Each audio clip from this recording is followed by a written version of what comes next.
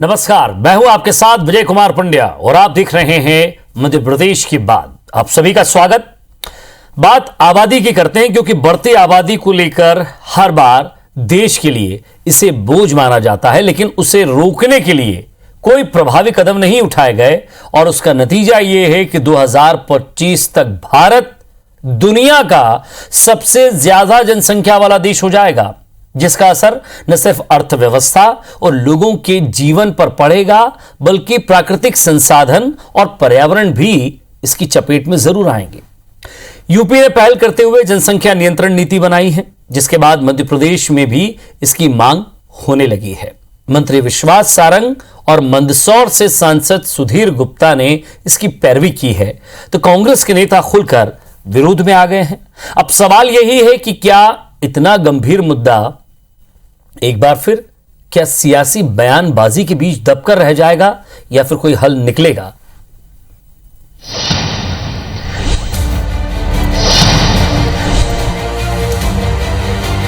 तभी तो लोगों का हीरो आमिर खान है।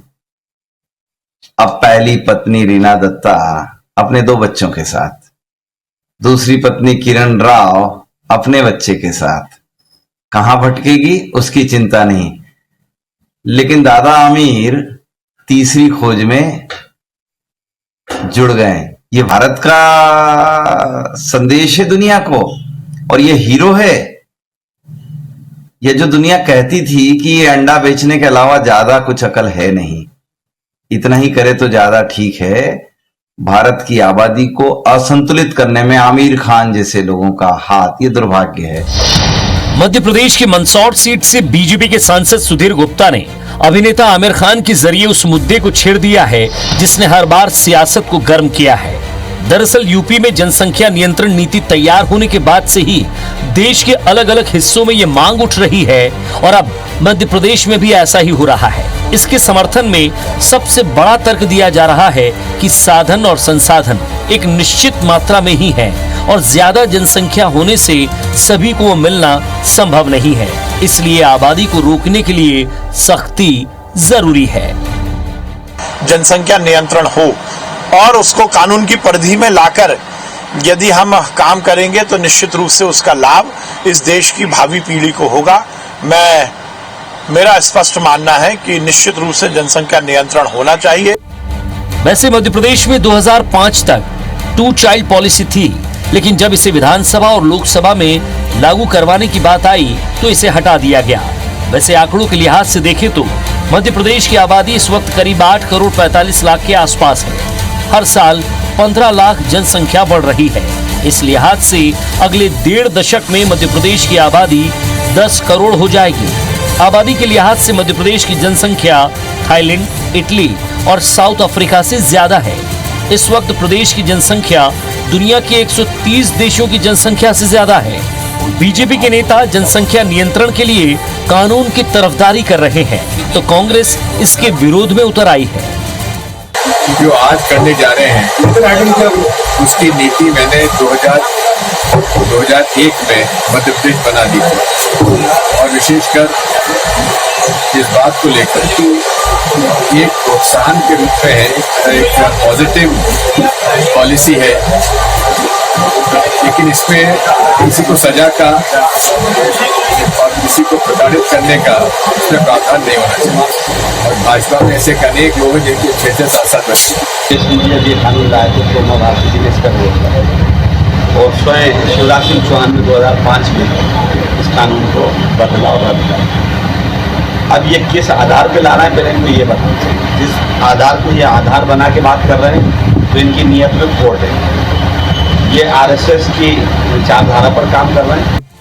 जनसंख्या विस्फोट को लेकर बीजेपी के 3 सांसद राज्यसभा में प्राइवेट मेंबर बिल पेश कर दिए हैं। इस बिल में एक बच्चा नीति को प्रोत्साहित करने के लिए कई प्रावधान किए जाने की सिफारिश की गई है। अगर सभापति से अनुमति मिलती है तो इस बिल पर संसद में इसी सत्र में चर्चा हो सकती है। वैसे जनसंख्या नियंत्रण को आरएसएस भी जरूरी मानती है।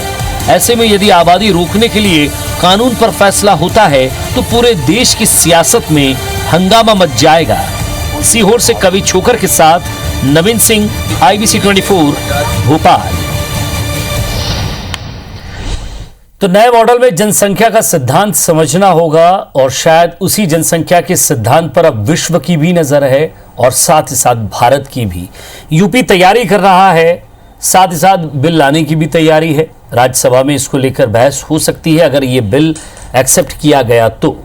लेकिन मध्य प्रदेश में इसे किस तरह से देखा जा रहा है, कई मंत्री इसकी पैरवी कर चुके हैं।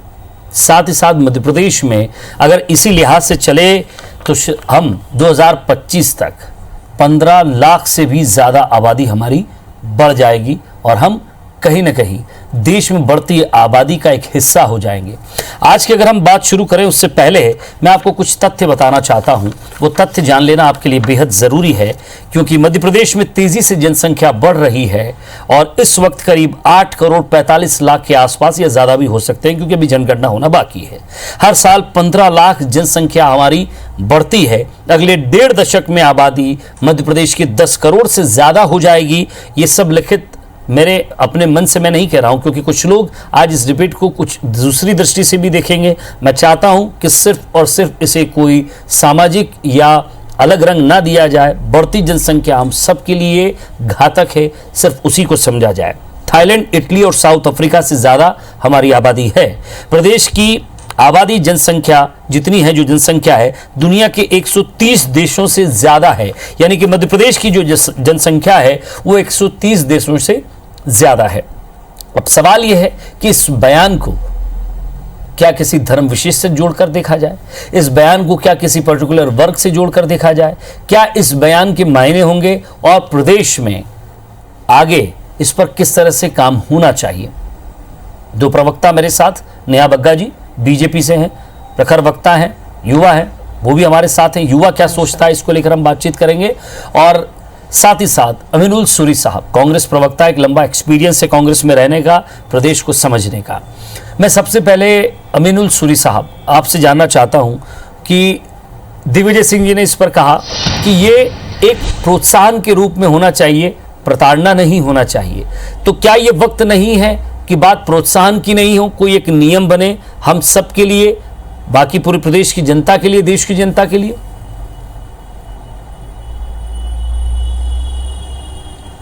देखिए विजय जी, कितना स्वागत योग्य बात है कि माननीय प्रधानमंत्री नरेंद्र मोदी जी 6 भाई बहनों में के परिवार से आते हैं। उत्तर प्रदेश में जिसने इनको लागू किया योगी आदित्यनाथ जी भी 5 भाई बहन हैं और आज विश्वास सारंग जी ने भी इस पे टिप्पणी की जो कैलाश सारंग जी के 5 बच्चों में से 1 बच्चे हैं। तो आप देखिए किन परिवारों से उठ के आज ये बात उठ के सामने आ रही है। निश्चित तौर पर एक स्वागत योग्य बात है कि यही कांग्रेस की जब सरकार रही इंदिरा जी से समय से लेकर राजीव जी, नरसिम्हा राव, मनमोहन सिंह जी, जो जागरूकता कांग्रेस आपके पॉपुलेशन कंट्रोल को लेके जो जागरूकता लाई, आज वो हमारे सामने है कि देश जागरूक हुआ, शिक्षित हुआ और पॉपुलेशन ग्रोथ जो है और जो फर्टिलिटी ग्रोथ है वो हर साल हम जनगणना में 10 साल में देखते हैं नीचे आती जा रही है। पर अब सवाल उठता है कि क्या इसको थोपा जाए कानून बना के या जागरूकता के माध्यम से ही इसको आगे बढ़ाया जाए।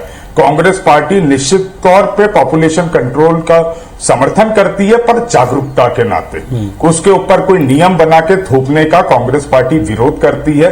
क्योंकि आपको याद होगा इसकी टाइमिंग आज जाके उत्तर प्रदेश में क्यों याद नहीं आई।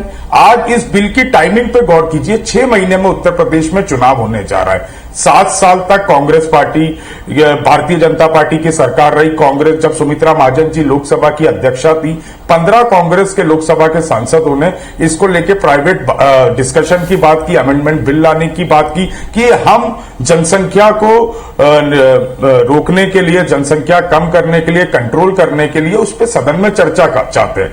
तब माननीय प्रधानमंत्री जी और भारतीय जनता पार्टी की सरकार रही, कभी इस पर चर्चा नहीं हुई।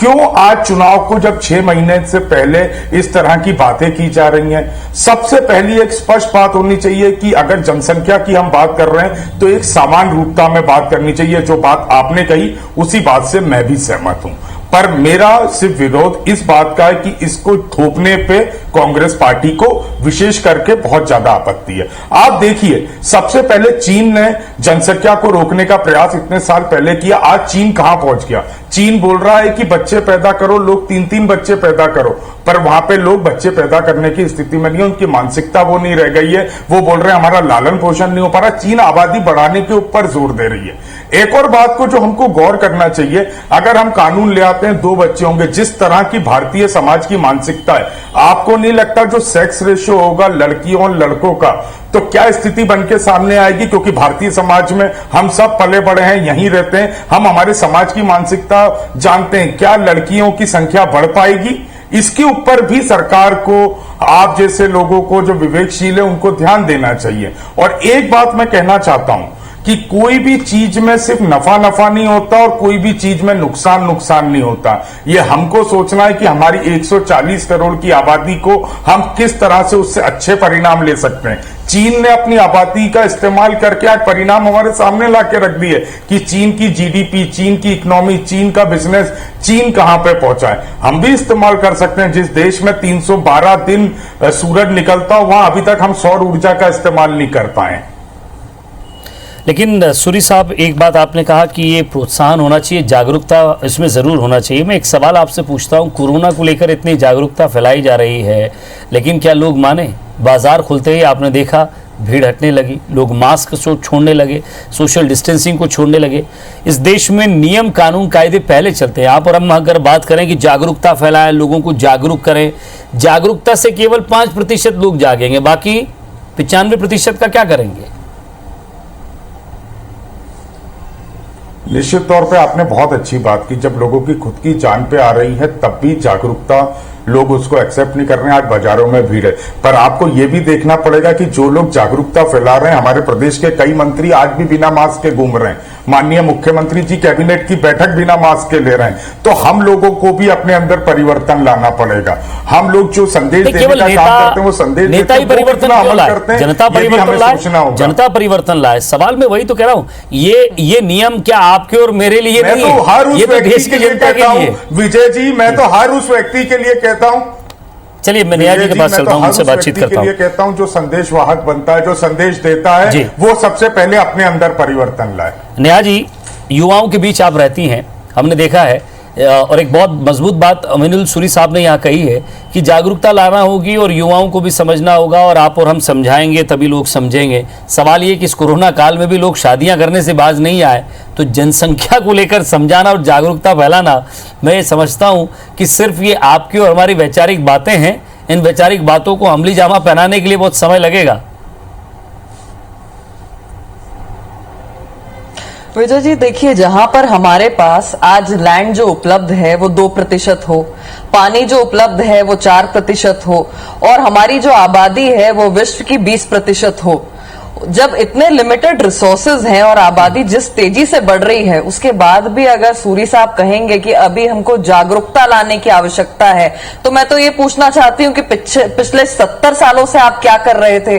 क्यों नहीं जागरूक कर पाए? क्यों नहीं पिछले 70 साल में आप अपने तरीके से ये कानून को ला पाए कि हम कम से कम एक फ्यूचरिस्टिक नेशन के तौर पर आगे देख पाते कि रिसोर्सेज के तहत जो हमारी जनसंख्या है उसको पर्याप्त मात्रा में जो भी चीजें उपलब्ध कराई एक चीज में कह रहा हूं, आप देखिए, हम हर साल आजकल बात करते हैं। था सुधीर गुप्ता साहब का, ये तंज कहें या आमिर खान पर जो उन्होंने कमेंट किया है, ये पर्टिकुलर एक व्यक्ति के लिए था या उसको समाज के परिप्रेक्ष्य में देखें?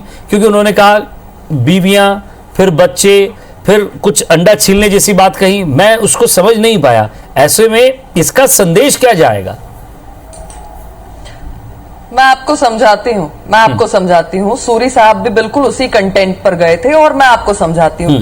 सूरी साहब कह रहे थे कि आज आप देखिए क्या हालात हो गए हैं कि मोदी जी लेकर आ रहे हैं जिनके भाई बहन कितने हैं। तो आप बताइए, मोदी जी के बच्चे कितने हैं? अपना जीवन राष्ट्र के लिए समर्पित कर दिया। वे कह रहे थे कि योगी जी इस कानून को लेकर आए हैं, तो योगी जी के बच्चे कितने हैं? उन्होंने अपने आप को देश को समर्पित कर दिया। आप देखिए, वो कह रहे थे शिवराज सिंह जी इस कानून को लाने की बात कर रहे हैं, तो शिवराज सिंह जी के 2 बच्चे हैं। विश्वास सारंग जी की बात कर रहे थे, तो विश्वास सारंग जी के 2 बच्चे हैं। और अगर हम वहीं पर सूरी जी और आसपास के जो पूरा एक सिनारियो है वहां पर देखेंगे, तो आप पाएंगे पहली बीवी नहीं चली, नहीं बनी, गुस्सा आ गया, कुछ हो गया।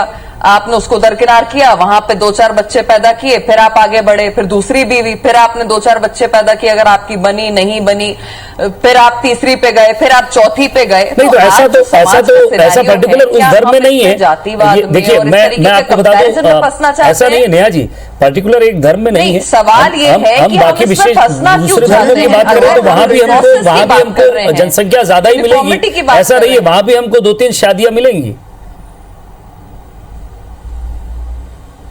देखिए सवाल ये है कि सर्वाधिक कहां पर ये पाया जाता है, अपना जवाब पूरा कर ले, फिर आपके पास हवाला दे देकर पहली, दूसरी, तीसरी और चौथी शादी करते हैं। कहां पर ऐसा सबसे ज्यादा होता है कि आपने एक को डंप किया, दूसरे को डंप किया, तीसरे को डंप किया, 2, 4, 5 बच्चियां पैदा हो गई, वहां पर डंप कर दिया, आपको कोई बात बुरी लग गई, आपको गुस्सा आ गया, आपने वहां पर डंप कर दिया। सवाल यह है कि आज यूनिफॉर्मिटी की बात होनी चाहिए, आज बात होनी चाहिए कि अगर हमारे पास रिसोर्सेज लिमिटेड है, हम देख रहे हैं, आप खुद बता रहे हैं अपने रिपोर्ट में कि 15 लाख तो प्रतिवर्ष मध्य प्रदेश की आबादी बढ़ रही है।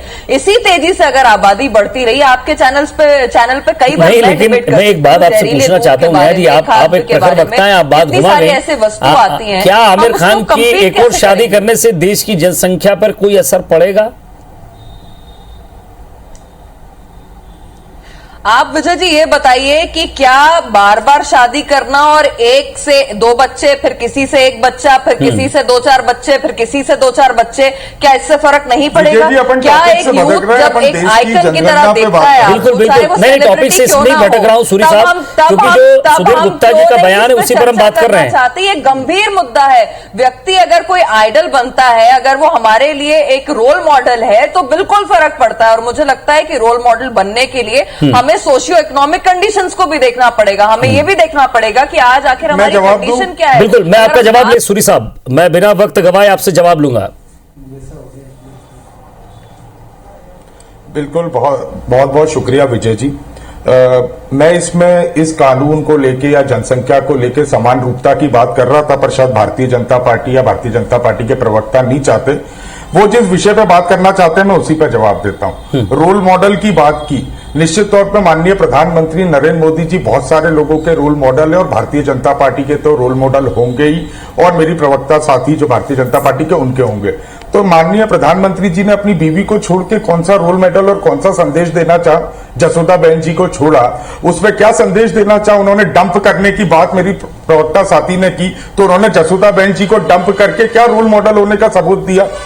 अब इस विषय को भी छोड़िए, इन्होंने सवाल उठाए कि जागरूकता से क्या होता है। मैं आपके सामने कुछ आंकड़े प्रस्तुत करना चाहता हूँ। 1981 में भारत की आबादी 11% के हिसाब से बढ़ रही है। पहली, दूसरी, तीसरी और चौथी, एक मिनट मैडम, बीच में नहीं, वो आपने डंप करने की बात कर रहे हैं, हम डंप करने की बात आपने की थी। 1981 में आबादी 11% के हिसाब से बढ़ रही थी, 1951 में ये घट के 8% पे आई, 2001 में 5% के हिसाब से पॉपुलेशन ग्रोथ और फर्टिलिटी ग्रोथ आया, और 2011 में मोदी जी की बात की थी, मैंने आपको बताया देश को समर्पित हो गया। आपने योगी जी की बात की, मैंने कहा देश को समर्पित हो गए। आपने विश्वास, मैं आपके पास आऊंगा नेहा जी, उनका उत्तर पूरा होने दीजिए। नेहा जी मैं आपके पास आऊंगा, मैं जल्दी 1.5 मिनट और है। नेहा जी चलिए, आप अपना सूरी साहब अपना जवाब दीजिए, फिर मैं नेहा जी के पास जाऊंगा। फिर उन्होंने धर्म के नाम पे बात करने की कोशिश की। जिस समय देश आजाद हुआ, अभी आप कह रहे थे सूरी साहब हम डिबेट से बाहर हो रहे हैं, अब आप डिबेट से बाहर की बातें कर रहे हैं।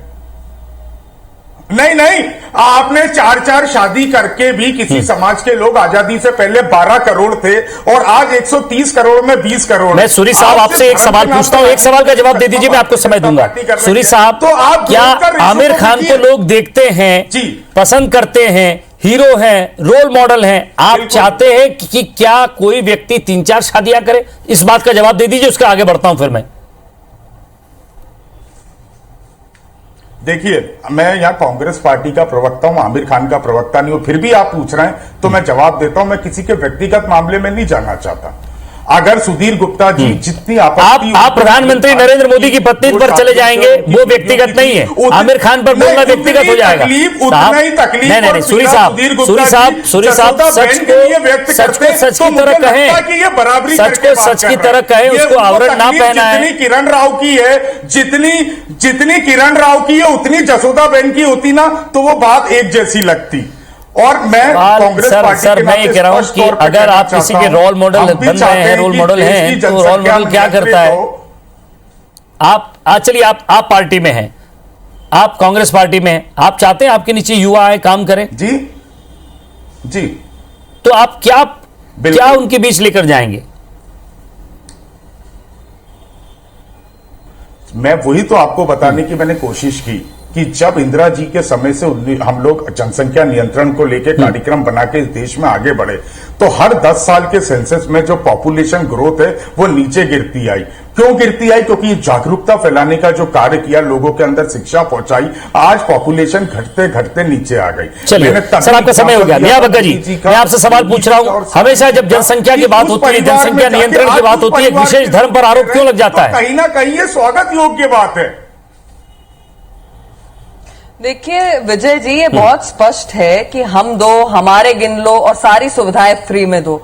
कब तक चलेगा ये? आखिर जिस तेजी से आबादी बढ़ रही है, जिस तरीके से जनसंख्या विस्फोट हो रहा है, रिसोर्सेज लिमिटेड हैं, आप अपनी रिपोर्ट में दिखा रहे हैं 130 देश ऐसे हैं जहां पर मध्य प्रदेश से आबादी कम है। अगर विश्व भर में देखेंगे तो आप देखेंगे कि भारत की आबादी किस तरीके से बढ़ रही है। उसके बाद भी ये लोग प्रोत्साहित करेंगे, ये नहीं कहेंगे कि ये जो कानून है ये सबके लिए है, और क्योंकि सबके लिए है तो सबको उसका पालन करना चाहिए। अब आमिर खान की जिंदगी तो प्राइवेट हो जाती है, और जहां पर जो व्यक्ति अपना सब कुछ निछावर कर कर देश के लिए दिन रात लगा रहा है, उस पर ये टिप्पणियां करते हैं। इससे इनकी विकृत मानसिकता दिखाई देती है। पर मैं एक बात स्पष्ट कर दूं कि आज के जो हालात हैं, हम प्रतिवर्ष इस बात पर चर्चा करते हैं, वायु प्रदूषण, जल प्रदूषण, ध्वनि प्रदूषण, इस पे कंट्रोल कैसे किया जाएगा। हम हर बार कुछ कुछ महीनों में चर्चा प्रकृति के लिए हमें तो प्रदूषण करना है, जनसंख्या प्रदूषण, इस पर भी नियंत्रण जरूरी है। केमिकल्स है, फर्टिलाइजर, मैं समझता हूं कि इसमें हमारी आपकी निश्चित ही, और इसीलिए ये आवश्यक है कि जनसंख्या कानून को इस बिल्कुल। चलिए नेहा जी, समय कम है, कर सबको सूरी इसका साहब, पालन आपको करना हमें चाहिए। प्रदेश को, इसमें किसी धर्म विशेष की बात नहीं है, न ही किसी धर्म विशेष को टारगेट करना चाहिए। आप हमें, हम सबको मिलकर इस पर काम करना होगा। विजय भाई कहा कि इसे समान रूपता से देखना चाहिए, पर भारतीय जनता पार्टी की प्रवक्ता इसको धर्म के रूप में नहीं, वो उन्होंने भी प्रदेश की बात की, अलग विशेष धर्म से नहीं जुड़ रही हैं कि हमारे दो, हमारे गिन लो का फॉर्मूला बंद होगा। आपको ये कहना पड़ेगा कि हमारे दो, हमारे गिन लो इसमें सबको आगे आने की जरूरत है, समझने की जरूरत है कि हम अपने आने वाली पीढ़ी के लिए क्या छोड़कर जाएंगे, ये महत्वपूर्ण है। बहुत बहुत शुक्रिया आप दोनों का हमारे साथ जुड़ने के लिए और बातचीत के लिए। नमस्कार।